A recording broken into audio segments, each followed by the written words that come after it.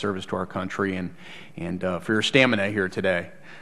I wanted to follow up, Admiral Roughead, on your mentioning in a general way the Navy's efforts to restructure how it deals with cyber.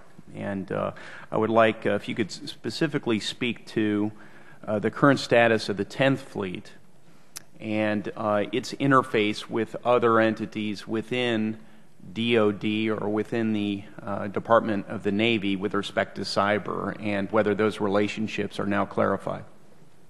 Yes, sir, and I've been very pleased with how 10th Fleet has come on. It's only been in existence now for a little over a year, but the way that we aligned 10th Fleet as a direct reporting component to U.S. Cyber Command, and then the joint task forces under the 10th Fleet, it has proven to be very responsive and very nimble, and has given us a global view and a global response, quite frankly, that we did not have in the past. I think the command relationships are strong.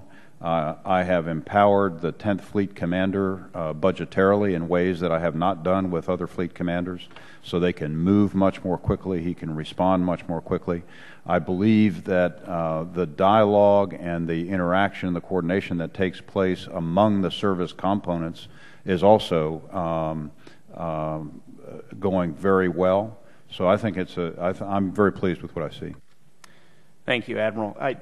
This line of conversation came up. I represent a district in southeastern Indiana, and there's a large naval base, Crane Naval Surface Warfare Center, just outside the boundaries of our district.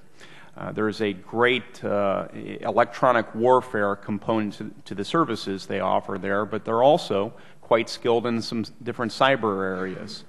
And we were discussing whether there are any training programs. First, doctrine, has that been developed in a joint way with respect to cyber? And then training programs pursuant to that doctrine. And could you perhaps speak to that? And I'm hopeful that Crane will find some role in assisting with that training, too. Yes, sir. I think that the other thing that we have put a lot of emphasis on is the human dimension to this. We created the Information Dominance Corps, bringing together all the skills. It's about 45,000 people.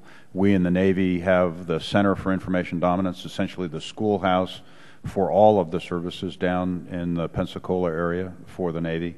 The other thing that we've done, and I think this is where it ties into Crane, Indiana, is that the Space and Warfare Systems Command has now, it really couples in better to 10th Fleet and Cyber and the N26 organization, the Director for Information Dominance on my staff, in ways it's never been able to do before. And I think it has the potential to bring the centers, the labs, places like Crane into that environment where we can be much more effective, where we can train, where we can also use those assets more effectively.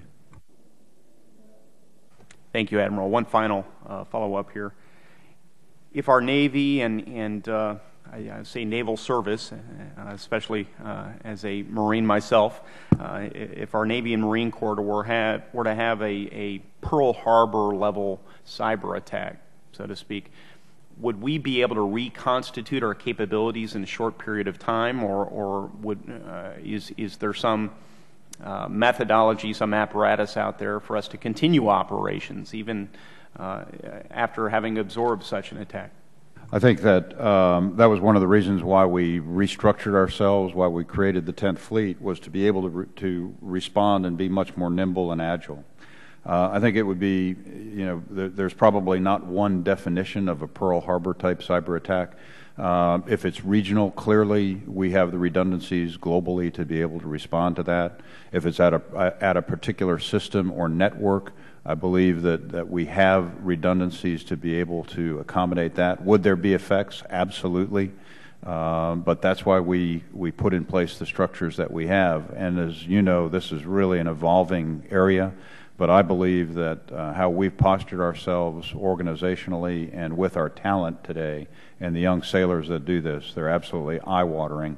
I believe we're well positioned to go into the future. Thanks so much. Thank you. Mrs. Davis.